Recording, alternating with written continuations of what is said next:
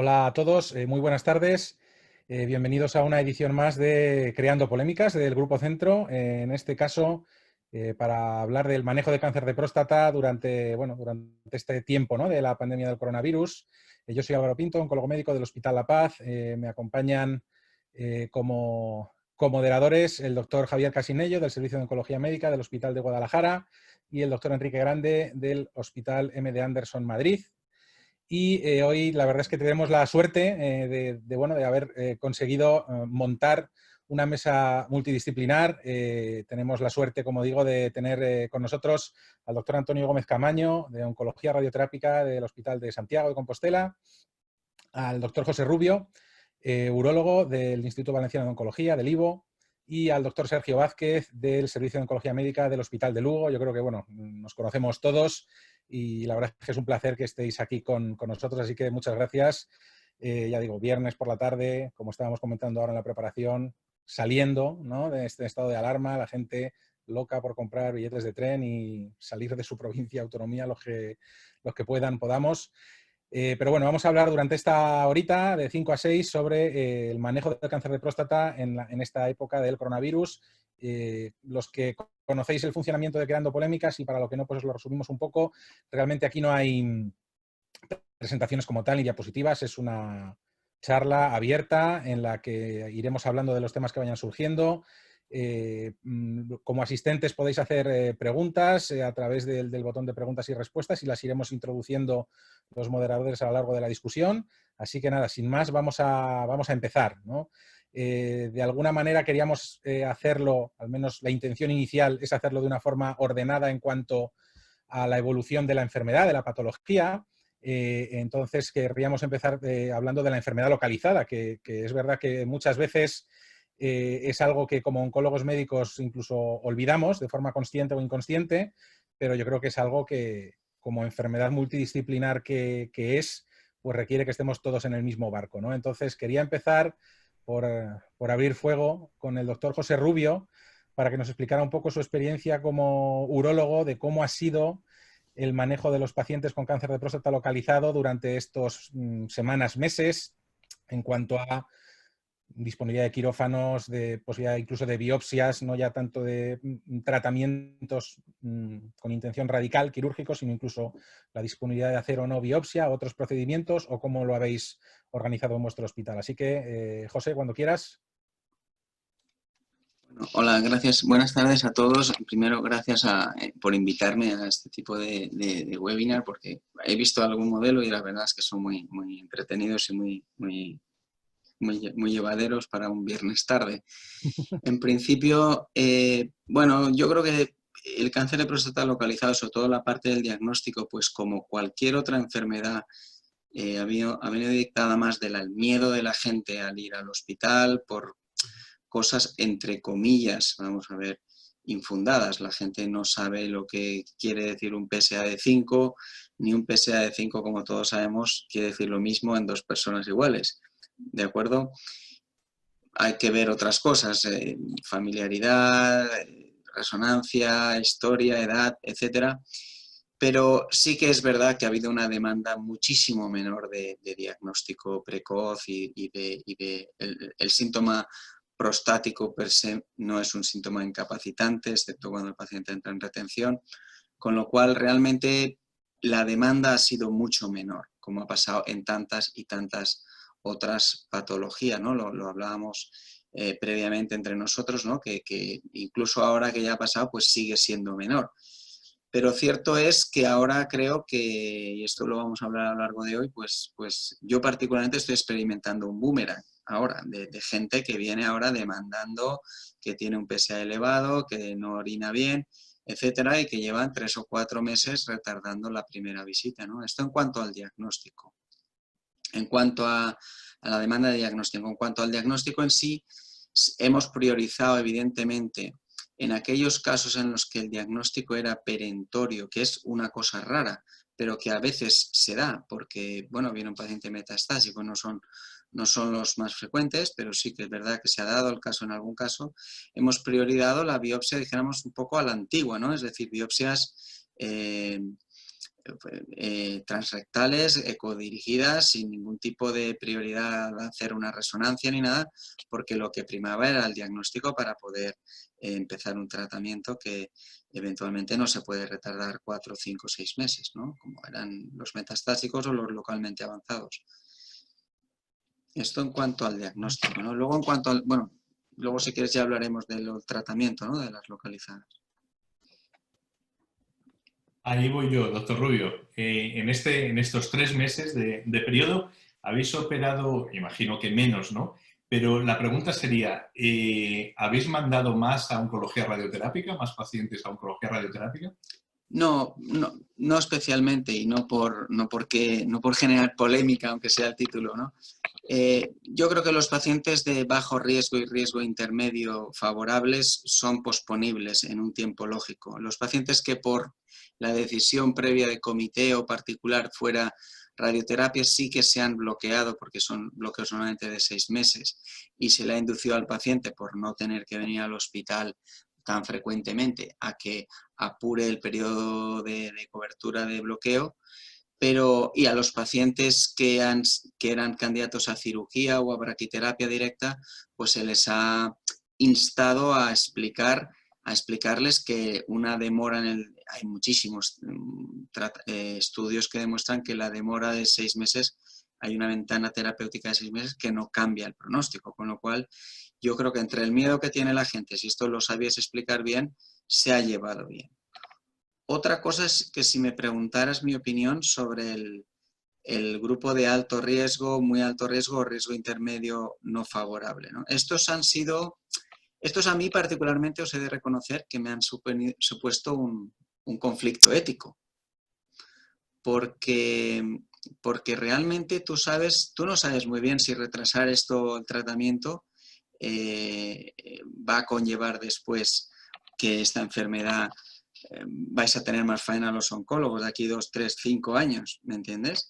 Y esto a mí particularmente me ha generado un conflicto ético, no sé a todos vosotros, y tampoco tienes por qué bloquear a un paciente fuera de un ensayo tipo Proteus, que era una alternativa, ha sido una alternativa durante este tiempo. Hay un ensayo ahora de neoadjuvancia con apalutamida que era una salida para los que teníamos ese ensayo, pero que fuera de ensayo, pues la neoadjuvancia en la cirugía no está demostrado que no está en guía clínica y no es factible.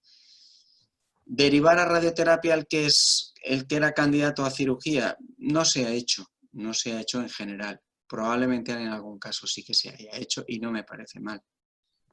¿Puedo hacerte una pregunta yo, José Rubio? Claro. ¿Sabes si ha habido, para intentar menores estancias en el hospital, más empleo de Da Vinci?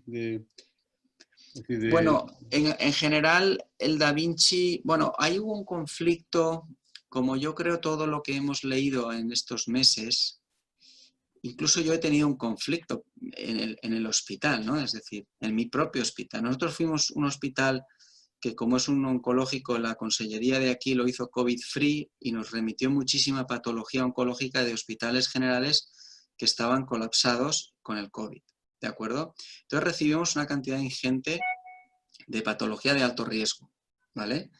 Y la patología de alto riesgo, evidentemente, con lo que he dicho antes, pues no se debía posponer indefinidamente, ¿no? Como puede ser un bajo riesgo.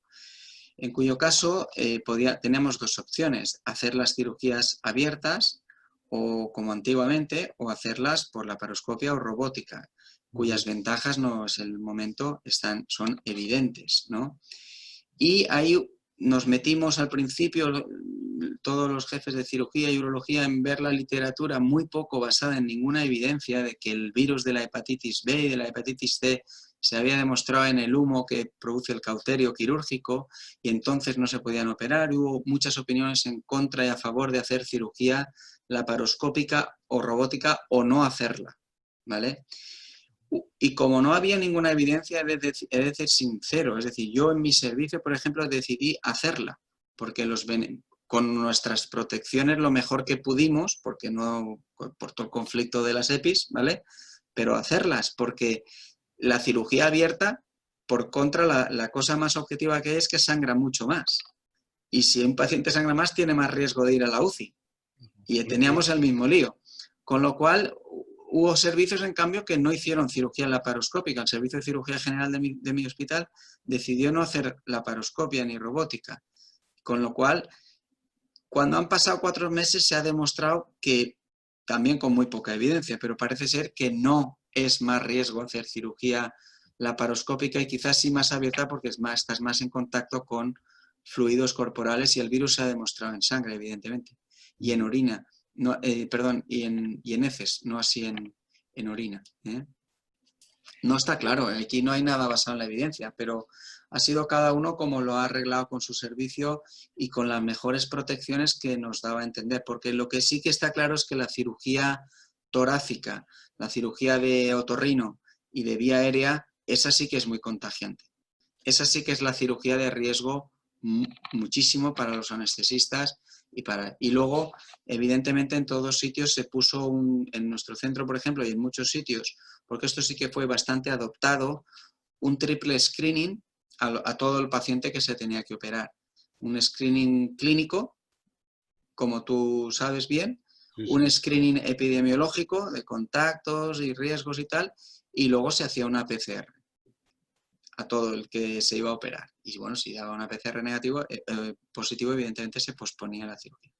Pero bueno, pese a eso, con medidas EPIs y tal, pues afortunadamente, gracias a Dios, no ha habido mucho contagio entre personal quirúrgico. Ha habido, desgraciadamente, más contacto entre personal de urgencias y de primera línea que no estrictamente quirúrgico. Sí, sí. Doctor Gómez Camaño, el doctor Rubio nos ha dicho que enviaban pocos a oncología radioterápica.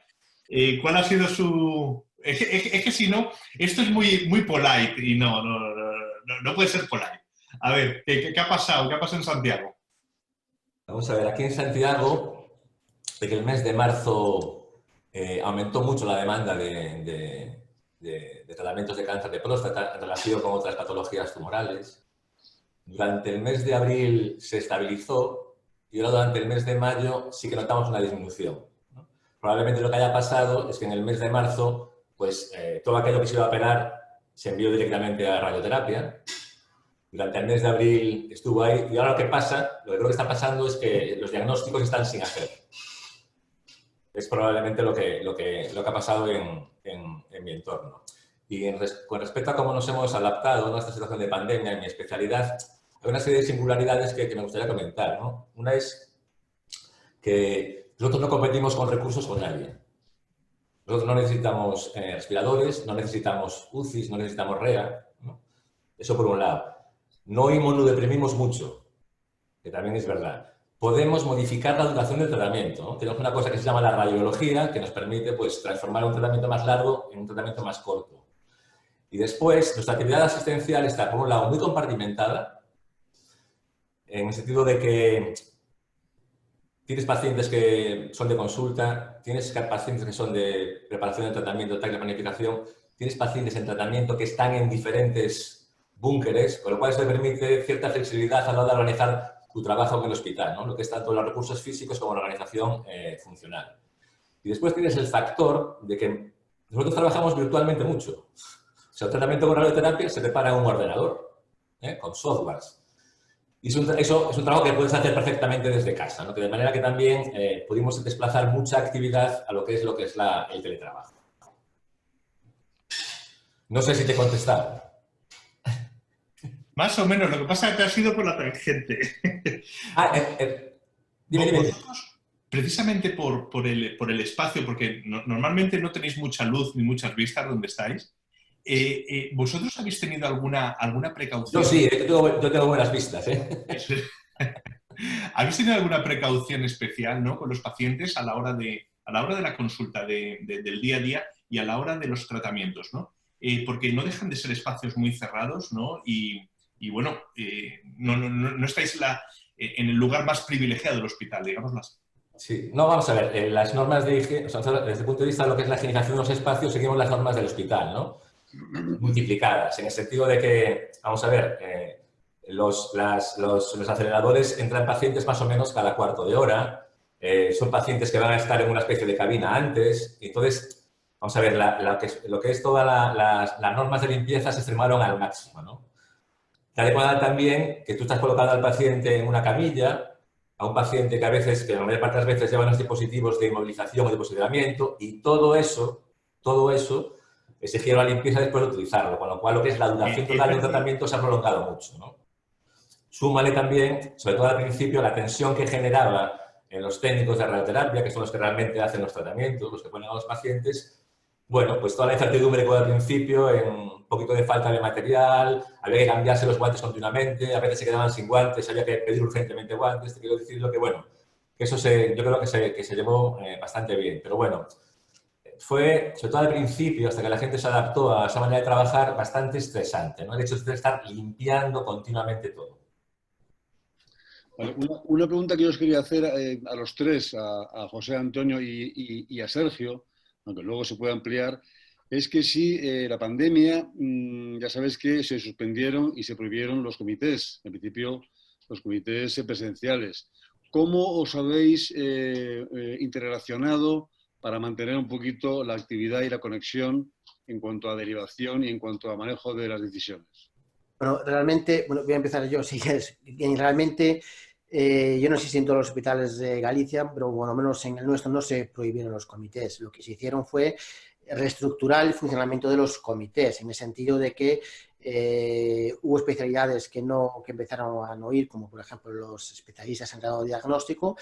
Y lo que hacíamos, en vez de ir, pues los dos oncólogos que nos dedicamos a genitourinario en mi servicio, iba solo uno, y urólogos pues también iban uno o dos, para intentar mantener las distancias y siempre con mascarillas, con medidas de seguridad. Pero el funcionamiento de los comités se mantuvo.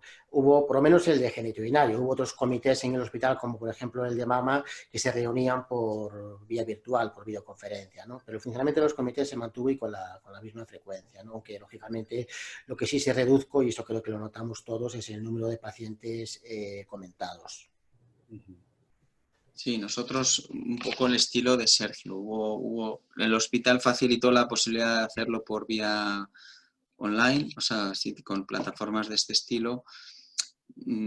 Algún comité se hizo así, pero la mayoría restringimos a un especialista de cada especialidad de las tres y los radiólogos y siguieron funcionando bien. Sí. No, lo preguntaba porque realmente esta pandemia nos ha inducido y nos ha adelantado en el tiempo lo que puede ser el futuro, que es la conexión digital de los comités. Porque de manera sorprendente hubo comités en hospital en Guadalajara de cirugía donde rápidamente se pusieron de acuerdo todos para hacerlo todo digital. Y en una semana, hablando con informática, se colocaron todos los soportes informáticos para, sin desplazarse cada uno en su ordenador, podían presentar al paciente, opinar con chat, y fue realmente un avance importante que nos adelantó en el tiempo. Y bueno, dentro de lo que cabe es una oportunidad mala, porque evidentemente el virus ha sido un desastre, pero que hemos adelantado mucho en ese sentido. Y os quería preguntar si eso os pasó algo en el hospital. Nosotros también trabajamos por videoconferencia. Al principio con algún déficit de conectividad. La ventaja que tienen los comités de tumores por videoconferencia es que son más rápidos. Creo que eso todos lo habréis notado, ¿no? Y lo que dices tú en relación a la adaptación también ha sido muy rápida. Los servicios quirúrgicos a veces no es ninguna crítica. Son como bloques muy compactos y yo creo que en nuestro entorno pues se han adaptado muy bien a todo esto, a todo lo que es tanto el teletrabajo como los comités de tumores por videoconferencia. Bueno, Antonio, por alusiones. Los urodontes nos vamos mejorando con el tiempo, como el vino. De todas formas, a mí me gustaría romper una lanza a favor de lo clásico también. Si lo clásico a mí me parece muy bien, yo particularmente me incluyo en eso que dice Javier, de estos que hemos adelantado tecnológicamente 6 años, ¿no? Con las videoconferencias, pero particularmente tengo las orejas rojas ya de los cascos estos, porque en mi caso los tengo que usar, y yo creo que se pierde espontaneidad en estas reuniones, ¿no? Es decir, un comité no deja de ser también una reunión de gente social, ¿no? También tiene su parte de otras cosas, ¿no? Que por videoconferencia es difícil, es difícil.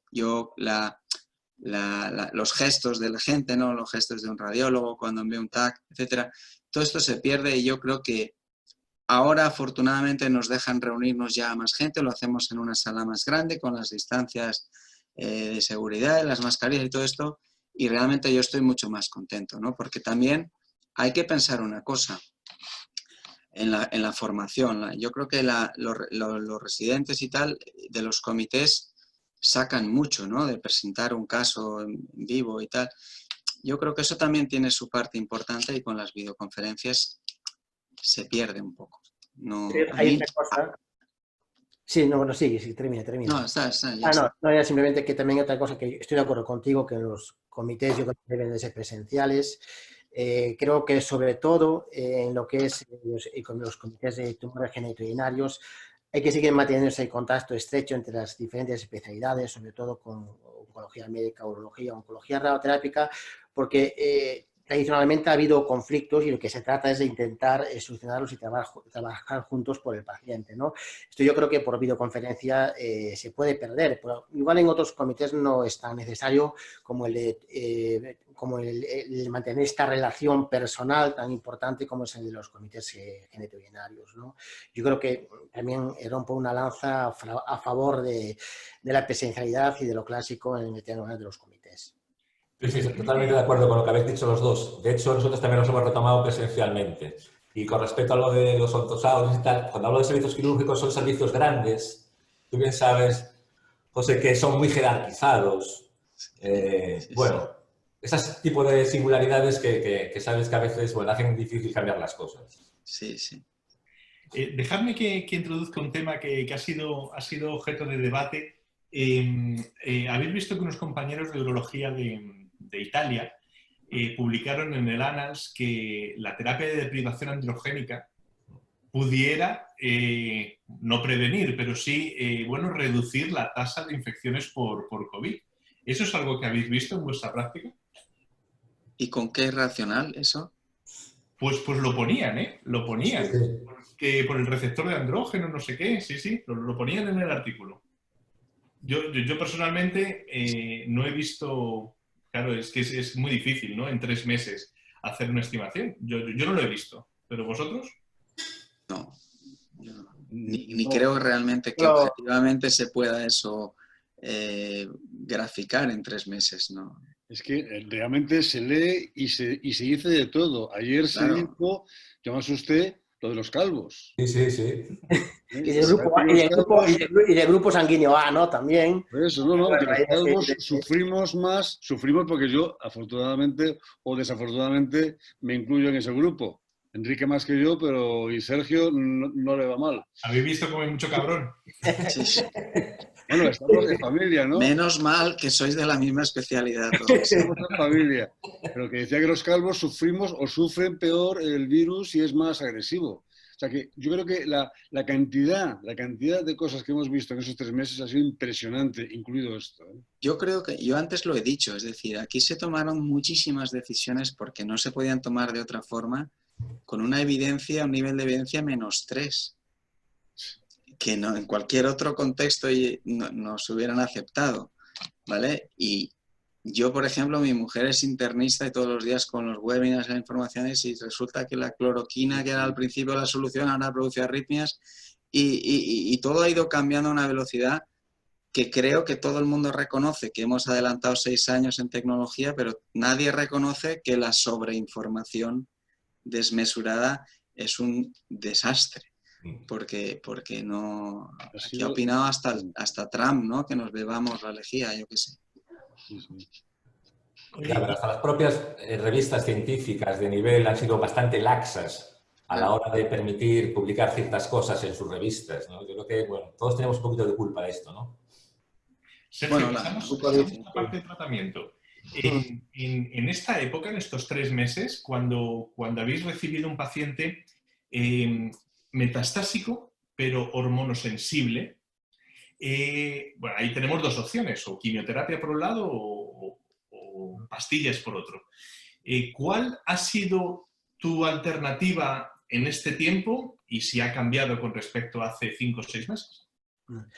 No, no, bueno, un poco seguimos un poquito las recomendaciones que hay publicadas, ¿no? De SEOM, pero sí que es cierto que yo siempre he sido partidario en el escenario hormonosensible metastásico de nuevo de alta carga o de alto riesgo, es usar aquel tratamiento a igualdad de evidencia, pues que sea menos mirotóxico, ¿no? Yo creo que en este escenario hay dos opciones. Por una parte, tenemos la opción, si el paciente creemos que debe de recibir quimioterapia por lo que sea, de retrasar el inicio del tratamiento, porque tenemos la opción de empezar con la deprivación y esperar 4 meses sin problema ninguno y esperar que pase la fase más aguda de la pandemia. Esa es una opción. Y tenemos la otra opción, que es la de empezar con el tratamiento de abiraterona claro, el problema que tienes es que añadirle la prednisona a 10 miligramos día, es cierto, una dosis bajita, pero que también tiene su efecto inmunosupresor, ¿no? O sea que las dos cosas tienen también su problema, ¿no? Entonces nosotros valorábamos la opción de retrasar el inicio del Docetaxel o de empezar el tratamiento con abiraterona más prednisona, y muchas veces pues lo comentábamos en el comité, lo comentábamos con el paciente y tomamos la decisión conjuntamente, ¿no? Pero yo creo que si tuviera que tomar una decisión por usar un tratamiento en este tallo, igual, y siempre lo digo, me iría hacia el tratamiento menos tóxico, que en este caso, lógicamente, pues es la abiraterona, ¿no? Doctor Rubio, y también se puede poner enzalutamida, ¿no? Ahí. Y te evitas la prednisona. De hecho, algunas de las recomendaciones de centros de Estados Unidos y tal abogaban por esto, ¿no? Por el más fácil control de los super antiandrógenos que no de la ABI. Yo particularmente aquí a mí esa me parece una buena idea, igual que me parece bajar la dosis de prednisona a 5 miligramos por disminuir los riesgos, ¿no? Cuando dabas ABI. Y me parece bien un antiandrógeno, porque requiere menos quizá control que al principio que el ABI, ¿no? En una situación en la que los pacientes puedes evitarles venir al hospital, ¿vale? Pero yo creo que el paciente también de alta carga, yo también quiero romper una lanza sobre la ansiedad que generaba a los pacientes que necesitaban un tratamiento el meterles la duda de no dárselo por el COVID. Se ha vivido de todo. Es decir, yo creo que un paciente joven, fit para quimio, que venía con mucha carga y tal, pues había que asumir unos riesgos también. Es decir, porque a lo mejor este hombre no volvía a ser candidato a quimio nunca más, ¿vale? Con lo cual, bueno, se han pormenorizado los casos y evidentemente se ha balanceado más a dar pastillas, pero sin prohibirle la quimio a nadie. Doctor Gómez Camaño, has visto que son muy, los dos, el doctor Vázquez, el doctor Rubio, muy polite, pero en los últimos 4 meses, ¿cuántos pacientes o bien metastásico hormonosensible o bien no metastásico resistente a la castración te han enviado para radiar el tumor primario? Mira, M1 baja carga, debe haber 2 o 3. Se han enviado. ¿Eso es mucho o poco para ti? Eso es lo normal. No, Es bien. Te quiero decir yo que son tratamientos que además puedes postergar. Porque el paciente inicia la deprivación androgénica, tú puedes retrasar la radioterapia 6 meses, incluso 9, no sería ningún problema. Pero me ha parecido muy interesante lo que ha dicho el doctor Rubio sobre lo que es la toma de decisiones balanceando el beneficio-riesgo. Han salido miles de guías, todos los grupos hemos opinado de todo, pero hay una cosa que a veces nos olvida, que el balance riesgo-beneficio también depende de dónde estés. No es lo mismo el riesgo que tiene un paciente en Madrid que un paciente en La Coruña, por ejemplo. Es la verdad. Hay una app que desarrolló la Universidad de Michigan que te calcula el riesgo de, por un lado, infectarte, según en qué zona de Estados Unidos estés, y por otro lado, el riesgo que implica retrasar el tratamiento. Os recomiendo que entréis, porque es realmente interesante. Sí, sí. Estoy totalmente de acuerdo contigo. Es decir, aquí evidentemente, y no es crítica, ni mucho menos, pues con el ejemplo de Italia y luego Madrid y Barcelona, pues se tomaron unas medidas, pero aquí en la Comunidad Valenciana nunca se han llegado a colapsar los hospitales al límite, no ha habido, con lo cual se han dado situaciones como generar un hospital de campaña que no se ha llegado a estrenar y ahí se ha quedado por si acaso hay un rebrote, con lo cual yo creo que el balance riesgo se ha tenido que individualizar mucho. Poneros en la piel si tuvierais un cáncer agresivo, nosotros que sabemos lo que manejamos, o en un familiar cercano, ¿qué hubierais hecho, no? Porque es muy fácil excusarse en el COVID para posponer un tratamiento, y ahora lanzo un poco de polémica, ¿no? Bueno, pues lo tratamos dentro de 6 meses, pero o una vejiga, que no es lo mismo, ¿no? Doctor Casinello, en Guadalajara, ¿tú qué hacías?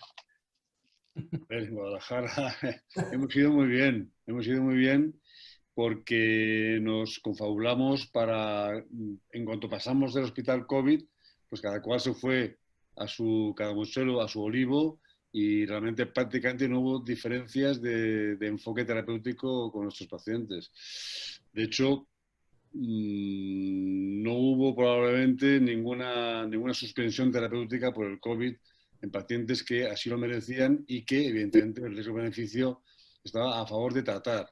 Yo creo que al final se trata, pues como toda la medicina, y ya se ha dicho por Antonio y por José, de alguna forma es sopesar riesgos-beneficios y asumir los riesgos que tiene, porque igual que tratar es un riesgo, no tratar o posponer el tratamiento también es otro riesgo. Entonces, al final, una decisión madura que tiene que tomar el paciente con sus, en fin, con sus cosas buenas y con sus cosas malas, una persona mayor de edad y que tiene que decidir con una exposición previa de todos los pros y contras, ¿no?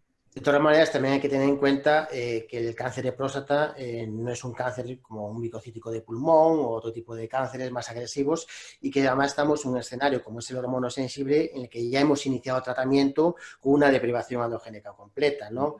De tal manera que en un escenario en que probablemente todo pueda pasar en 2 o 3 meses, ahí tenemos perfectamente la opción, y es el tiempo además justo, que son las 12 semanas o las 16 semanas, para poder empezar o añadirle el tratamiento que necesite. No consiste en retrasar. De hecho, nosotros en Lugo no retrasamos absolutamente ningún tratamiento, y la asistencia se mantuvo. Sí, es cierto que con un porcentaje importante de la asistencia en el 100% de los pacientes, ¿no? Pero yo le quería preguntar una cosa tanto a Sergio como a Álvaro como a Enrique, como oncólogos médicos que somos y que sois.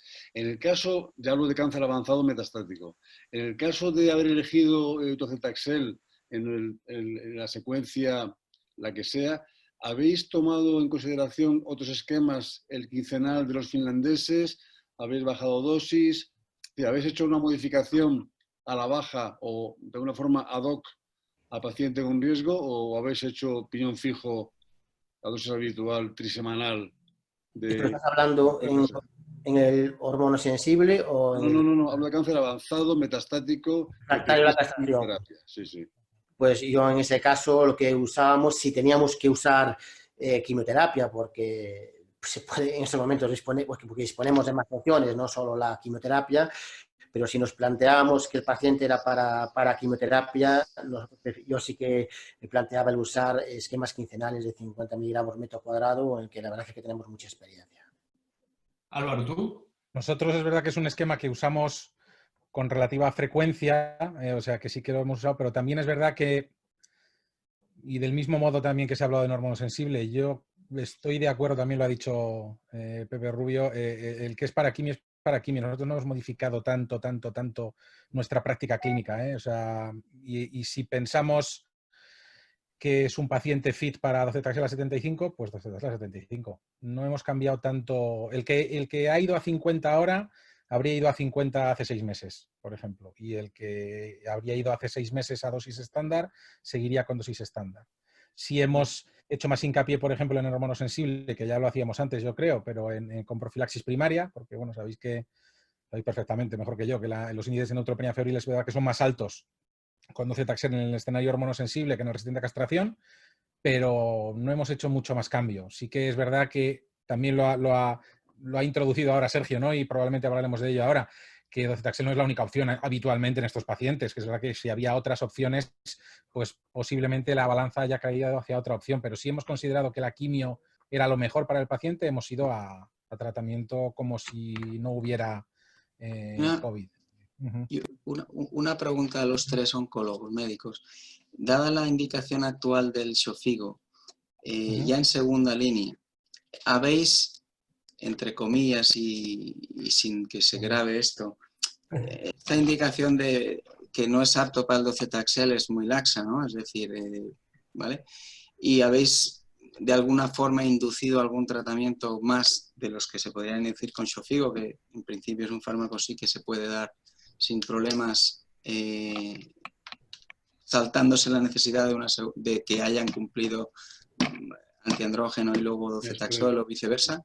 No, nosotros seguimos manteniendo lo que hacíamos antes y lo seguimos haciendo. Es decir, nosotros el concepto inelegible para docetaxel es un concepto, desde mi punto de vista, bastante amplio y que coge incluso a aquellos pacientes que en un momento determinado consideras que pueden esperar a recibir quimioterapia, porque no es un tipo de enfermedad especialmente agresiva. Ha pasado fundamentalmente y probablemente lo que tiene más evidencia, que es el tiempo que han estado a tratamiento con una primera línea con un nuevo agente hormonal. Entonces, un paciente con un perfil hormonal menos agresivo, nosotros, tanto antes como ahora en el periodo COVID, y esto no ha variado para nada, si es un paciente solo con metástasis óseas y metástasis viscerales y sintomático, claramente nos hemos decantado y nos seguiremos decantando por usar radium 223. Pero eso lo hacíamos antes y lo hicimos también durante el periodo COVID. Eso no ha cambiado para nada porque es algo en lo que creemos, ¿no? Yo de acuerdo con Sergio. O sea, yo creo que en este escenario Xofigo es una de las alternativas a considerar, desde luego, en pacientes que solamente tengan enfermedad ósea, y cuanto antes mejor. El cuanto antes mejor, siempre, la típica duda que tenemos con el Xofigo, ¿vale? Cuanto antes mejor significa antes que una viraterona, antes que una enzalutamida. Ahí cada uno opinará lo que quiera, probablemente no tanto, pero desde luego sí a la progresión y si es una opción antes que docetaxel. Yo sí que no he puesto tantos docetaxeles y eso sí, cuando he tenido que utilizar quimioterapia normalmente ha sido más atrás, con lo cual la duda era cabazitaxel sí o no. Esa era la duda, más que docetaxel. Pero es que encima, como salió el CAR en la ESMO, tienes los resultados del CAR tan recientes, esa duda que tenías, oye, ¿le pongo una hormona o le pongo cabazitaxel cuando el paciente ya ha recibido una hormona previa, ¿no? Tenías esa duda o esos datos del CAR tan recientes que ibas a por cabazitaxel, con lo cual, bueno, le forrabas a factores de crecimiento, le forrabas a antieméticos, no vaya a ser que el paciente te fuese a la urgencia por algún motivo, y ibas con las dosis, en este caso las de 20, ¿no? Pero vamos, yo sí que creo que ahí Xofigo puede ser una muy buena opción. Fijaos, tenemos una pregunta de Regina, de Regina Gironés, que seguro, Pepe, seguro que tú conoces muy bien de allí de Valencia. Entonces nos pregunta Regina que si pensáis que aparte del retraso diagnóstico, detectaremos un retraso en las evaluaciones de respuesta. Es decir, los TACs, las biopsias iniciales, por supuesto que se retrasaron, pero pacientes que estáis siguiendo, o bien sin tratamiento, o bien en tratamiento activo, con terapia de deprivación androgénica o con hormonas, las evaluaciones de respuesta probablemente se hayan pospuesto. ¿Veremos problemas relacionados con este retraso en estas evaluaciones de respuesta en pacientes en tratamiento? Doctor Gómez Camaño, ¿tú qué piensas? Yo estoy convencido de que eso es una realidad. O sea, que en todas las pruebas de imagen se han retrasado muchísimos. No sé en otros hospitales, yo puedo hablar en el mío, hay un retraso considerable, o sea, considerable, porque se ha dejado de hacer mucha prueba de imagen, porque no puedes estar manteniendo un servicio cuando estás intentando evitar el máximo contacto con los pacientes. No puedes tener a mucha gente allí esperando para hacer pruebas, con lo cual hay un montón de pacientes pendientes de estadificar, y hay un montón de pacientes pendientes de evaluar. Eso seguro. Seguro que hay gente por ahí progresando y que todavía no lo sabe ni lo sabemos. Nosotros sí, nos ha pasado lo mismo, estuvieron prácticamente paradas todas las pruebas diagnósticas durante el periodo COVID, ¿no? Y sí que hemos tenido ese problema, sí que es cierto que ahora, tras una reunión con el servicio de radiodiagnóstico, hemos conseguido pues acelerar la realización de pruebas y los pacientes oncológicos, pues ahora sí que ya se están haciendo on time, se hacen los fines de semana. Claro, otro de los problemas es que las peonadas han desaparecido en Galicia. Ahora tenemos jornada en los servicios que se han organizado jornada ordinaria de tardes y con unas medidas de seguridad tales que el periodo entre un paciente y otro a la hora de hacer una prueba radiológica es mayor que antes, ¿no? Entonces, claro, eso supone un retraso, claro, a la hora de hacer pruebas y la única manera de sacarlo adelante ha sido empezar a trabajar los fines de semana y, bueno, ahora parece que la cosa está yendo un poco mejor, pero sí que lo hemos visto. Pepe. Bueno, eso es una evidencia, como ha dicho Antonio, es decir, por mucho que se quiera recuperar ahora, la cronología es la cronología y no se ha cumplido en muchos casos, ¿no? En cuanto al diagnóstico y al retardo del estadiaje correcto de los pacientes y tal, yo creo que no solo hay que pensar en lo que se ha retardado durante estos 3 meses, sino en lo que se ha acumulado. Esto sí que es una faena que tenemos todos por delante, porque ahora hay que seleccionar muy bien. Todos sabemos que hay pruebas que se sobrepiden, ¿no? Muchas pruebas y ahora, yo decía al principio lo del boomerang. Nosotros empezamos a vivir ahora el boomerang de toda esa gente que ha estado retenida 3-4 meses, ¿no? Entonces ahora va a haber un sobrediagnóstico, o sea, una sobreafluencia de gente que va a retardar también las cosas, ¿no? Entonces no va a ser solamente el retardo de los 3 meses de la pandemia o 4, sino de lo que viene ahora. Y esto yo creo que en cada sitio nos hemos de organizar para, bien sea con peonadas o con jornadas, como ha dicho Sergio allá en Galicia, no sé cómo, pues para comerse y negociar todo esto que nos viene, porque esto no se ha acabado. Pepe, ¿y piensas que van a venir los pacientes más avanzados, en peor estado? Claro, claro que sí. Que la pandemia va a ser de cáncer en peor situación probablemente, ¿no? A partir de ahora.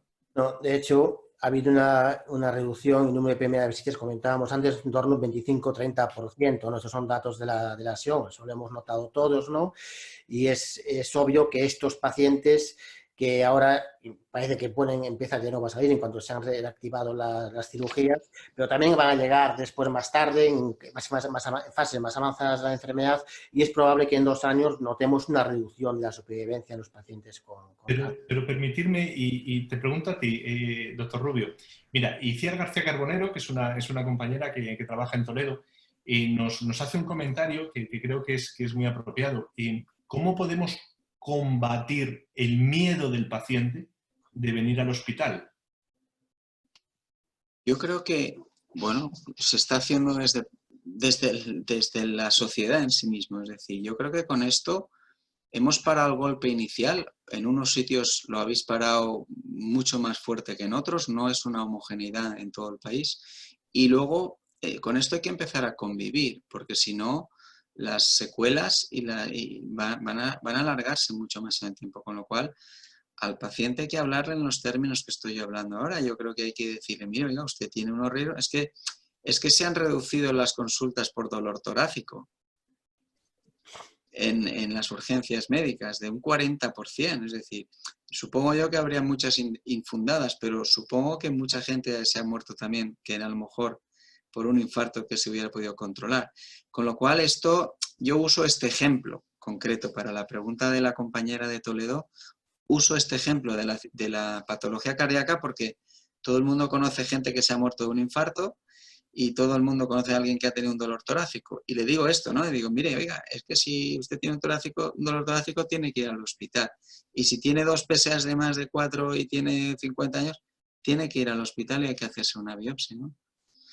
Y bueno, luego el arte de la medicina, ¿no? De cada uno como pueda, pero hay que convencer a la gente que vuelva a consultar. Mirad, nosotros tenemos una métrica que es la métrica del Creando Polémicas del Grupo Centro, que es que cuando pasa el tiempo rápido es que lo estáis haciendo bien. Y llevamos 46 minutos. Entonces, hay dos puntos que no puedo dejar de pasar porque esto es Creando Polémicas. y Javier Casinello me conoce bien, si no generamos la polémica, no. Hay dos puntos en el que quiero que os mojéis. O sea, aquí no vale, no, y cualquiera, hay un ensayo clínico, yo decido ensayo clínico, no, esa contestación no está. Dentro de muy poquito, cuando sea, vamos a tener 3 fármacos antiandrógenos aprobados para la resistencia a la castración, ¿no? Sin metástasis, pero resistencia a la castración. Que, bueno, va a ser un setting muy borderline entre todos, ¿no? Vamos a tener apalutamida, vamos a tener enzalutamida, vamos a tener darolutamida, los 3 impactando en supervivencia global, como acabamos de ver en ASCO, ¿no? Doctor Gómez Camaño, usted va a elegir uno, porque no puede darle 3 pastillas al paciente, le va a tener que dar una. Y entonces usted va a tener que decir, oiga, usted tómese esta. ¿Cuál le va a ofrecer usted? En la que el comité decidamos cuál vamos a dar. Claro. No. Te lo mereces, Enrique. Doctor Vázquez. Políticamente correcta. Yo creo que ante 3 fármacos que tienen un mismo nivel de evidencia, hombre, yo me inclinaría por aquel que tuviera el mejor perfil de toxicidad, ¿no? Sin duda. ¿Has dicho darolutamida? He dicho el mejor perfil de toxicidad, eso depende de cada paciente. He dicho darolutamida. Yo he entendido también darolutamida, ¿eh? Pepe, ¿tú? Pues yo siempre he admirado mucho a Sergio, ¿sabes?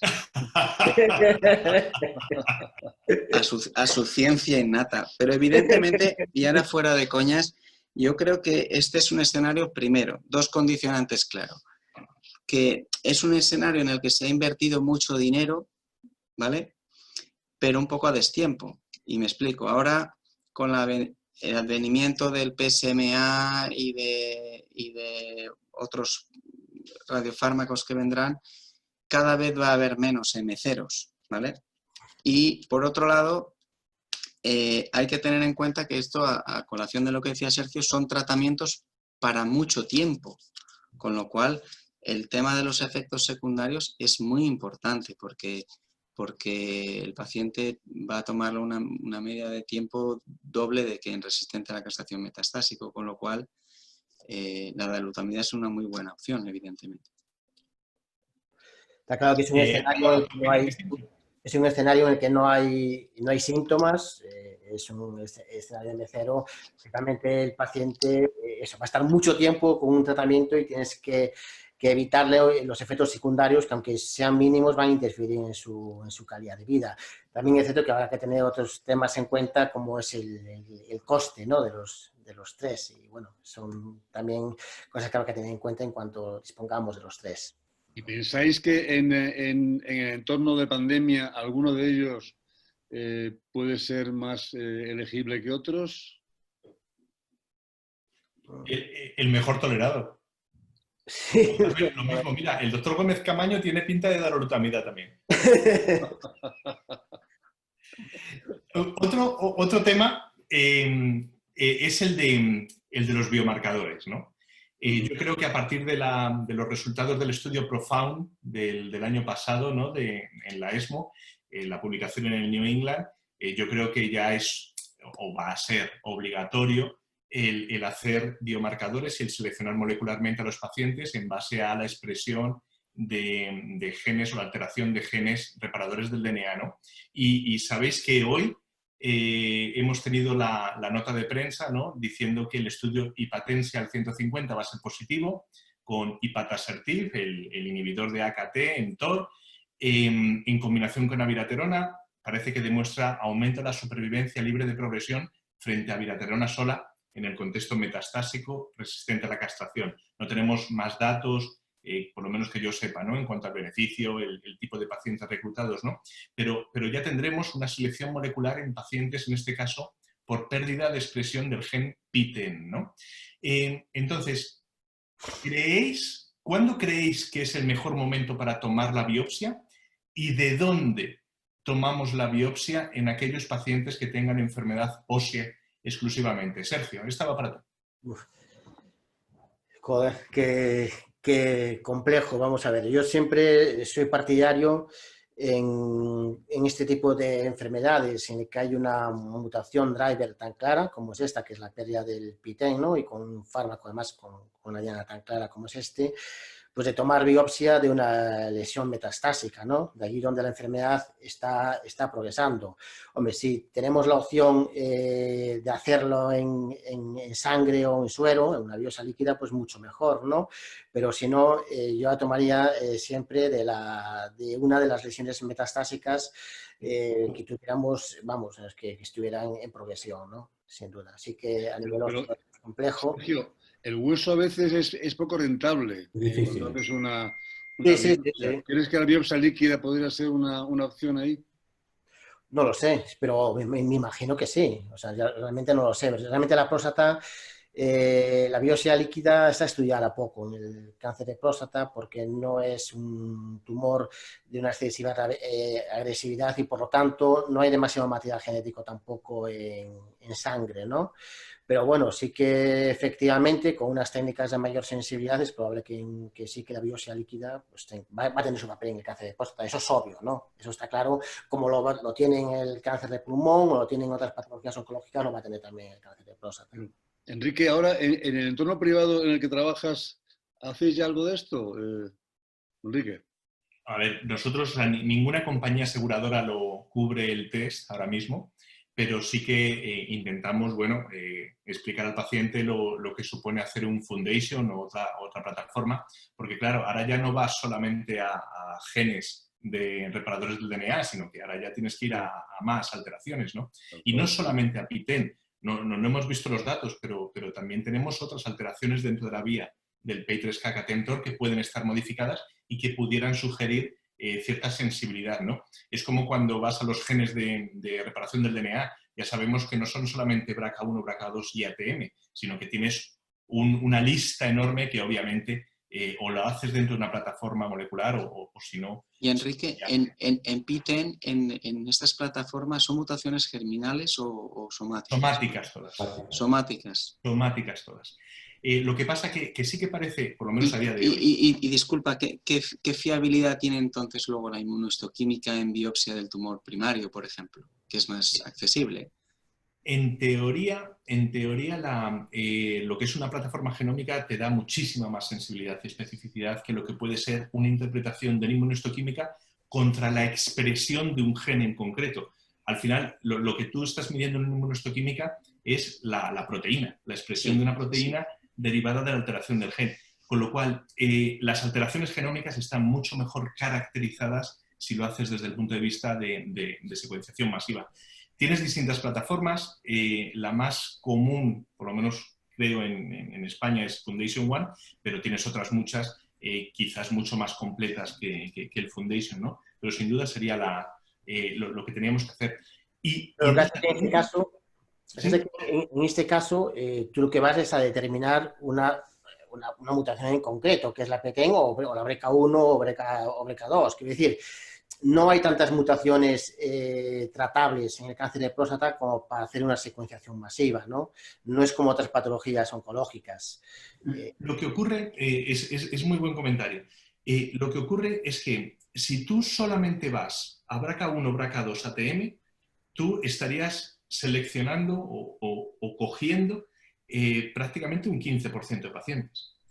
Si vas a todos los genes del DNA, de reparación de DNA, tú amplías al 30%. Y si además añades alteraciones en vía de P3K Tentor, probablemente estés hablando de que estarías cubriendo el 70% de los pacientes desde el punto de vista de alteración molecular dirigida, potencialmente. Por eso creo que cuanto más extenso sea tu búsqueda, mayores son las posibilidades. Ahora, por ejemplo, tenemos inestabilidad de microsatélites, que sabéis que son muy poquitos, menos del 2%, pero también esta misma semana la FDA ha aprobado Pembro en pacientes con alta carga mutacional. Con lo cual, ahí hay próstata, sobre todo los neuroendocrinos de próstata pueden entrar en ese. Es decir, un test masivo quizás te permite tener la posibilidad de diagnosticar más pacientes en ese sentido, ¿no? Para una medicina de precisión supuesta. Doctor Casinello, esta es para ti, porque es difícil. Cuando imaginamos que vamos a tener olaparib, imaginamos que vamos a tener todas las hormonas disponibles, todas, apalutamida, darolutamida, imaginamos que vamos a tener el ipatasertib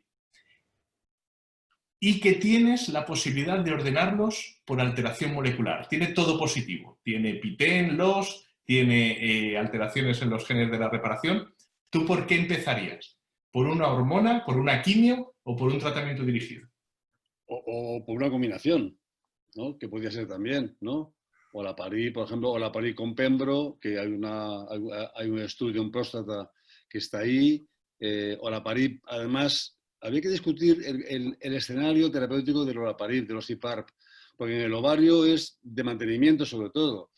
Y creo que en próstata a lo mejor ese escenario no se ha, digamos, explotado mucho y puede que el mantenimiento de respuesta después de un taxotere, por ejemplo, dar un IPAR podría ser un nicho terapéutico interesante, porque no creo que dé mucha respuesta en sí mismo.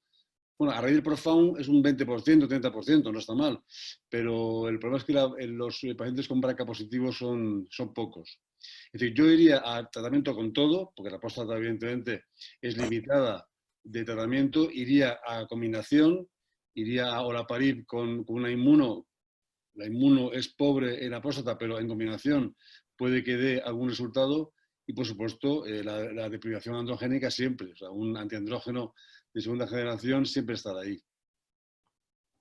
Pues la verdad es que, como ha dicho Enrique, es muy buena señal que se nos haya pasado la hora. A mí se me ha hecho cortísimo, espero que a los oyentes también. Estaríamos discutiendo mucho más y, como digo, esto es muy buena señal. Nos ha ido pasando en todos los Creando Polémicas, que nos hemos quedado con ganas de más y se nos ha hecho corto. Así que nada más. Muchas gracias a todos por asistir, especialmente al doctor Rubio, al doctor Gómez Camaño, como compañeros de otras especialidades, pues bueno, que han tenido la amabilidad de compartir con nosotros un viernes por la tarde. Y nada más, muchas gracias a todos. Estad atentos a la web del Grupo Centro, Twitter y demás medios sociales, porque os iremos informando de nuevas actividades antes de que ya entremos en 100% en el verano. Nada más, muchas gracias y buen fin de semana. Gracias a todos. Gracias. Muchas gracias a todos. Buenas.